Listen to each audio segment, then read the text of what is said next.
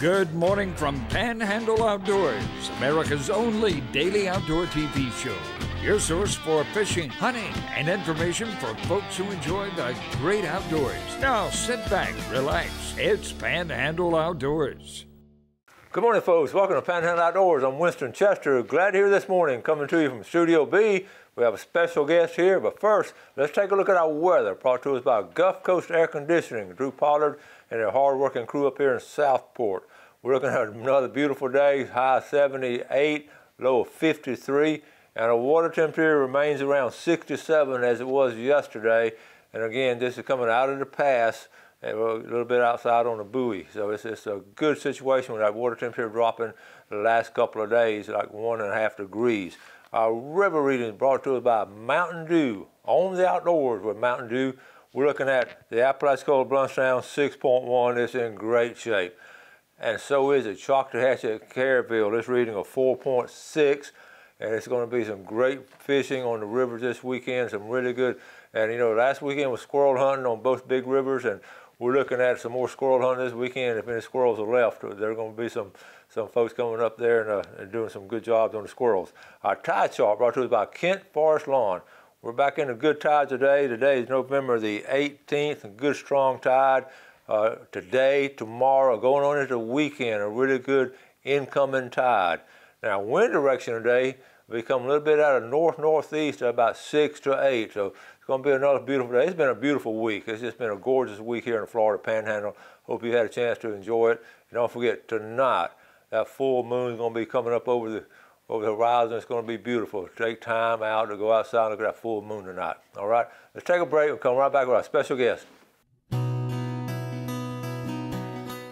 Welcome back, and welcome to our guest this morning, Mr. Justin Hall. Good morning. Well, thanks for having me, Coach Chester. I'm really happy to be here. Well, we're happy for him to be here. We'll start where he is now, but we're going to go back to where he came from. But president of Panhandle Credit Union, and we're so proud of Justin. He's one of my former outdoor ed students. That's correct. Yeah, I was telling you I took outdoor ed in 94, 95, but grew up here in Bay County, born and raised. Came back after college and started in the banking business, and I guess almost 20 years later, here we are. So I'm very happy to be at Panhandle and a great institution.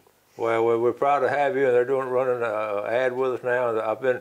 I've been with Panhandle since I got out of college, so that tells you a long time. That tells you my relationship with them. Mm-hmm. And we had, Greg Frist had it before you was president. That's correct. Greg loved fishing, and every time we go in, we talk about fishing. Mm-hmm. And I tried to get him to come on the show, and he was, well, okay, but he just never got around to it. Then I had his daughters in class, and I told them, y'all not going to pass my class unless your dad comes on my show. But it never worked out. But speaking of parents, I originally, Leonard Hall, your dad, Leonard Hall, yes, and Diane Whitehead Hall. Yep. And I've known them since we were in my early 20s, right out of college. And Leonard, your dad went to University of Florida.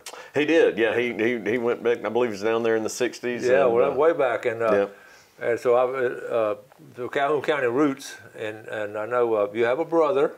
That's correct. I have an older brother. He's a little over 4 years older than me, I guess, and he's currently residing in Nevada, outside of Reno. Now he's a pastor. At one time he was a church. He was working with a church. Yes, sir. He pastors a church out there. I believe they're around 1,100 members, but a big church. And wow. I'm a little biased, but I'm assuming he's doing a great job out there. Well, 1,100 folks. That's pretty strong. Yeah.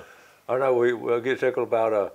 I know you love to do outdoor stuff, but you got 2 kids now, and that takes up a little bit of time. What's their ages? So I have my oldest will be 9. He's a Christmas baby, so he turns 9 on Christmas. Okay. And my youngest, Brooks, is 2.5. He'll be 3 in April. But yeah, my oldest plays sports, and so between basketball and football and baseball, we're somewhere about every night or every weekend. I know that feeling. The lifestyle this day and time when you get kids, there's so many activities out there. You stay busy. Yeah, but good busy. It is. I'd rather him be doing that and doing learning that side of. I think there's a lot of life lessons to be learned with sports. So enjoy it.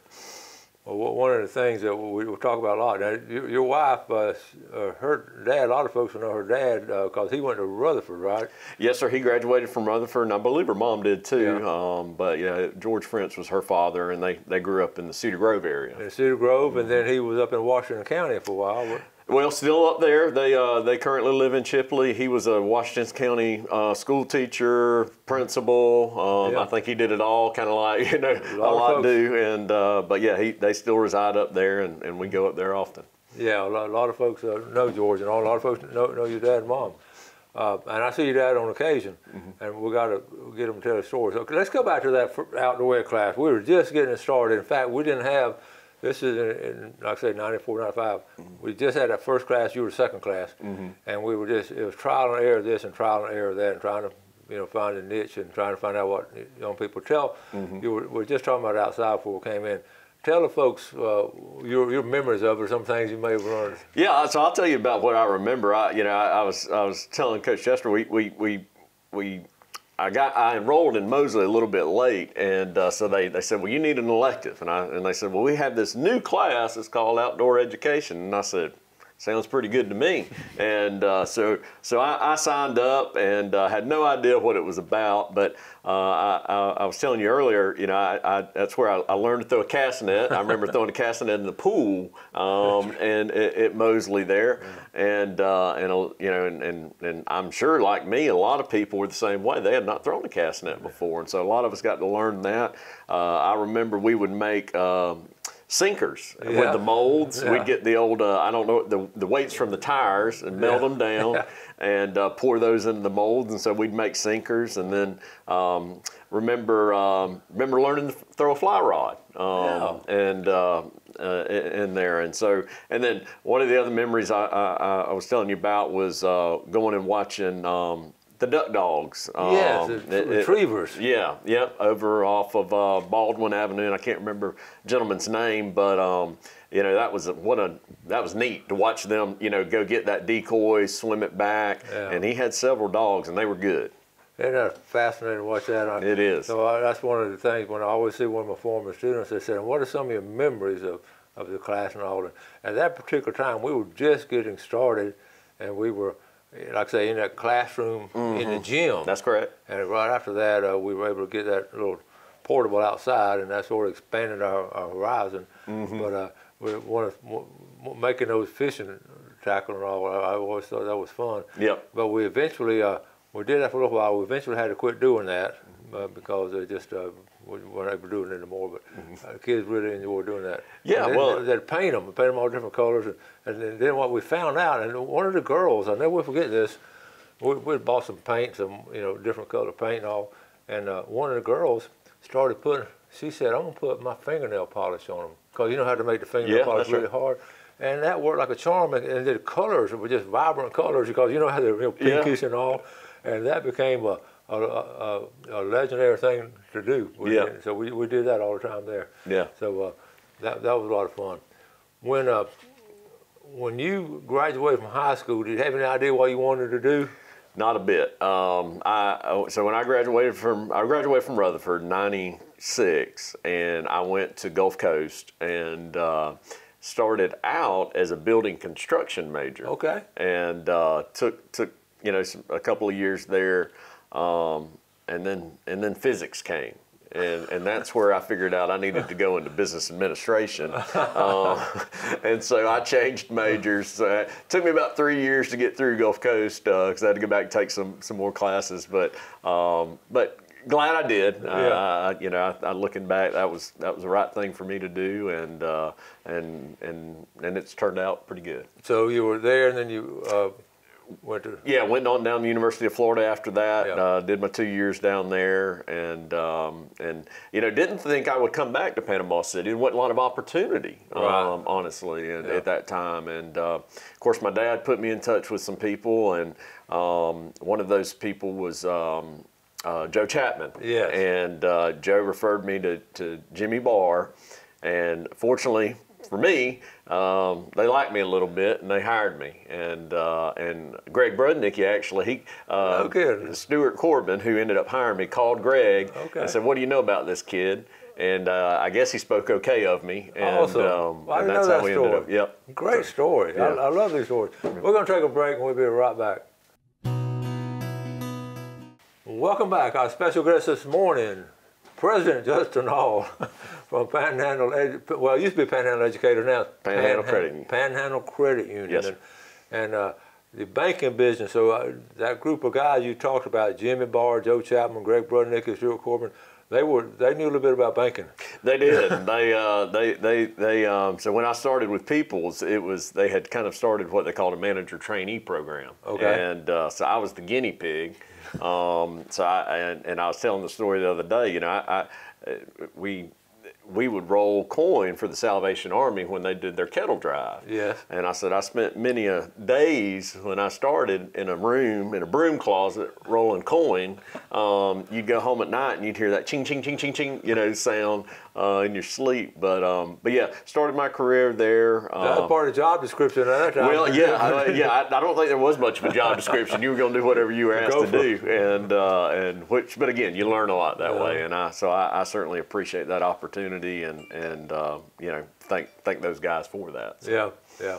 So you went from there. So you sort of worked your way up a little bit. Yeah. So left there,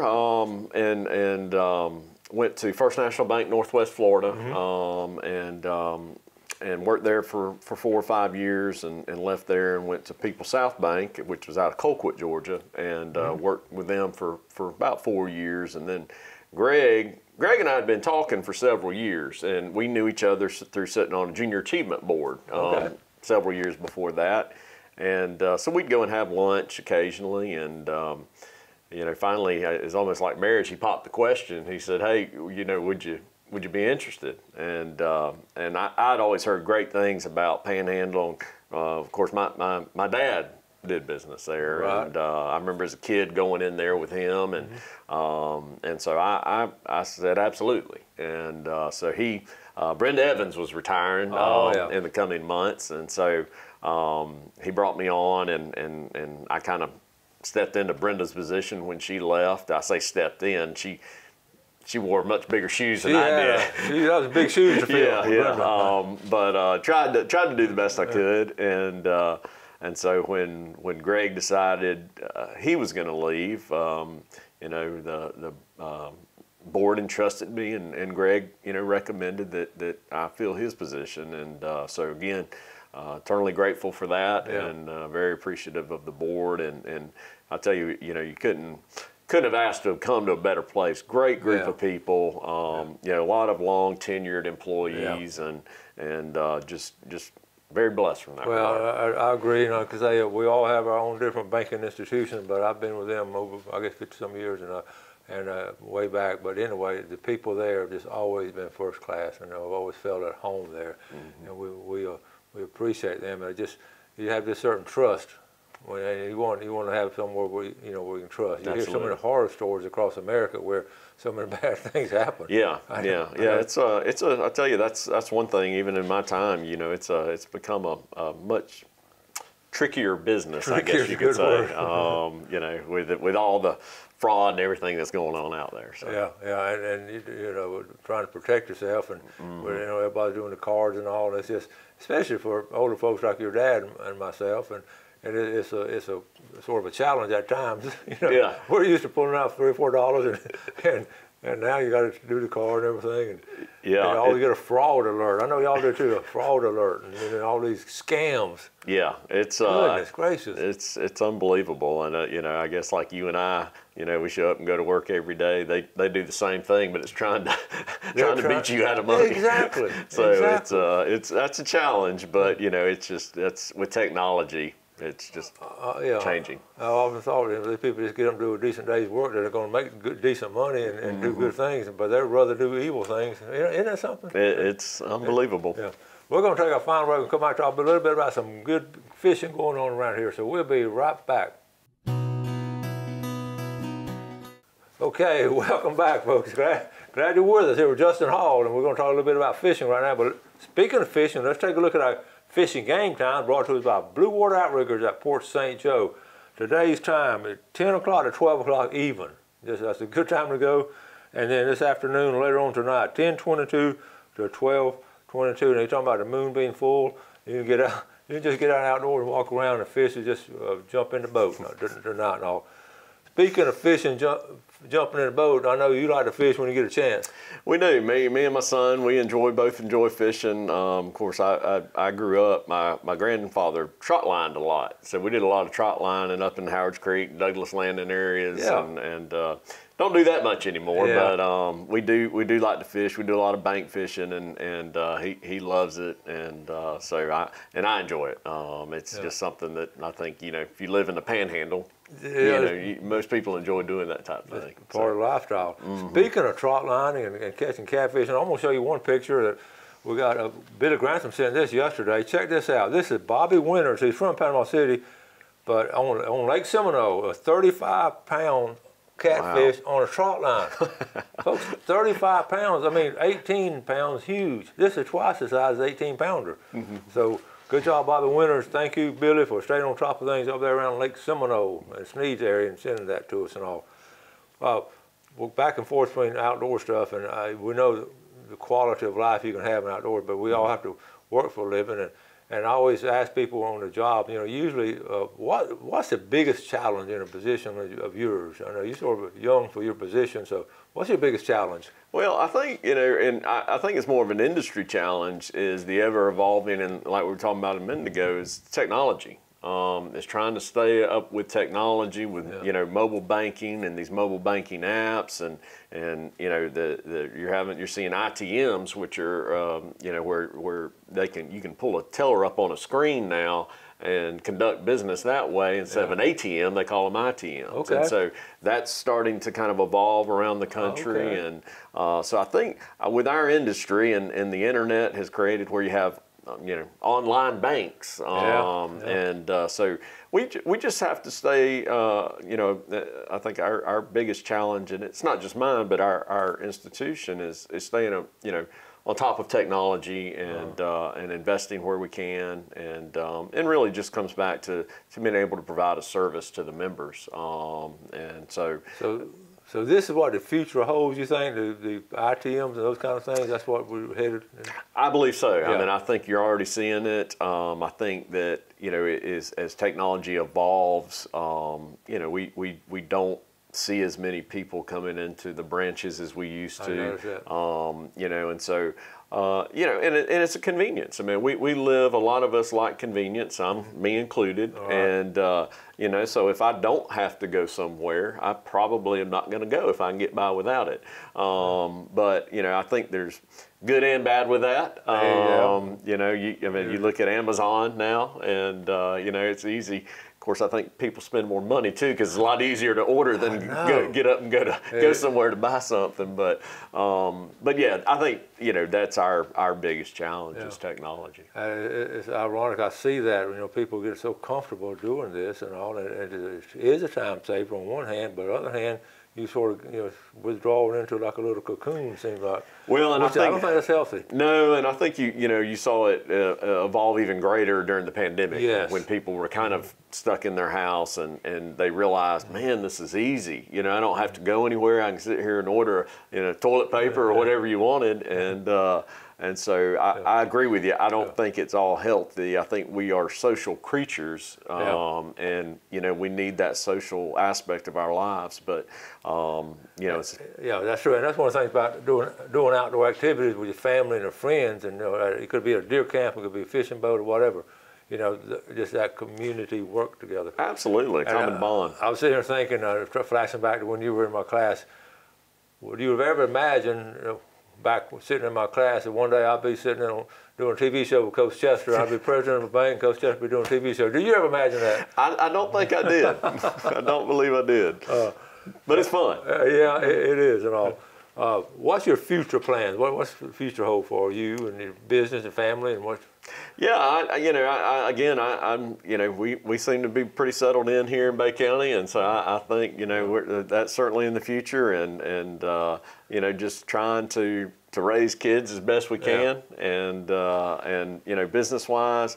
I hope with Panhandle we continue to grow. I think, we've got a lot to offer, and I hope we continue to grow. We just, with the name change, we became a state chartered credit union, Okay. no longer federally chartered, but Okay.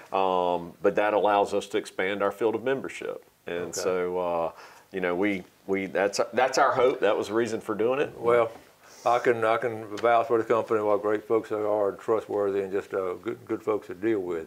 Now we're about to run out of time, but next time you come on, well, maybe Freddie's your right-hand man. I know. Maybe he'll feel better. He's just sick this morning. He was a little under the weather this morning, and so he needed to get some rest. So, but next time, yeah, he always brings a different element. Yeah, and he's a consummate outdoorsman too. He is. He still has his old Jeep. Yeah, still has the Jeep. That's funny. Yep. Well, we'll get Freddie on. If Freddie can't come next time, then we're gonna get your dad to come with you. He'll have some stories. Yeah, he'll have some stories. Probably something I've never heard. Well, we'll have to talk about some of those days and all. Well, we appreciate you coming on, and we look forward to seeing you on a regular basis. Like I said, I was in the lobby the other day, and I looked around, just wasn't that many people in there. And I hadn't thought about that, you know. It's changing. It is changing all. I know, but y'all been really good to us. So, folks, Appreciate it. Now tomorrow, of course, being Friday, we're going to have a big drawing for the the good stuff we give away. We're going to give out a fishing report. So a good fishing report coming up tomorrow. So, Justin, thank you so much for coming on. Well, thank you so much for having it. I appreciate it. Appreciate y'all watching Panhandle Outdoors, and do something good today for fellow man. Have a great day. Enjoy the outdoors, and God bless. Thanks for watching America's only daily outdoor TV show, Panhandle Outdoors with Winston Chester, featuring hunting, fishing, and other activities and information to help you enjoy the great outdoors. Join us next time for Panhandle Outdoors.